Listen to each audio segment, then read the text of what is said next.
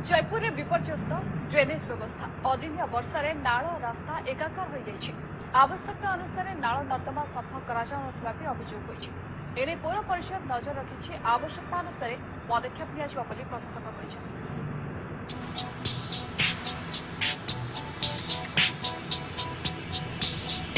रास्ता रे भासुछि नर्दमा पानी। अदिनिया वर्षा रे मुख्य रास्ता रे बही चलीछि पानी। ए दृश्य जयपुर मुख्य रास्तार। अदिनिया वर्षा रे जेमिति नाल और रास्ता एकाकार हो जाउछि। पौर परिषद उपर ठाउरिया भाबे काम करुवा अभियोग होइछि। बाईपास रोड और चिकिटी नालरू अलिया बाहर करी ताकू स्थानांतर करा जाय नथिबा अभियोग करिछि जयपुर सचेतन नागरिक कमिटी। आमे या पूर्व पौर संस्थार जणाइथिलु आगामी दिन में वर्षार संभावना अच्छी। आपण जयपुर सहर नाल नर्दमा पंक उद्धार सहित बाली उद्धार करंतु किंतु ताहा पौर संस्था अधिकारी कर्णपात कले नाही। देखो जो आम काउंसिल थिलु ठीक ठाक चलतिला। ठीक समय रे नाल नर्दमा सफा होतुला।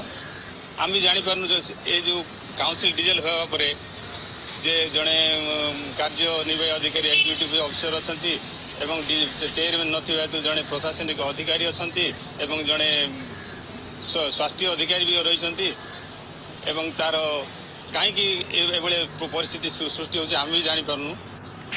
सहरर 28 नंबर वार्ड रे परिषदर सफाई कर्मचारी एक ठिका संस्था काम करुवा बेले एहाकु तदारक करा जाय पारुनी। काउंसिलर को कार्यकाल सरी जायथिबारु वर्षा दिन पूर्व जेपरी आगुआ पदक्षेप नियाजिबा कथा चलित वर्ष सेपरी कौनसी काम हाथ को नियाजायनि। ए सबु अभियोग को खंडन करबा सह सबु ठीकठाक चलितबा निर्वाही अधिकारी कहिसथि।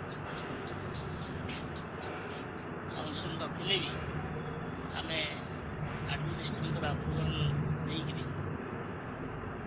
ड्रेन सफाई चली अल्प दिन भर से ड्रेन काम सर वर्षा न हेउनु सहर ए परिस्थिति तेरे निर्वाही अधिकारी को कहबा हला वर्षा हेले स्थिति देखि नियाजिबो पदक्षेप।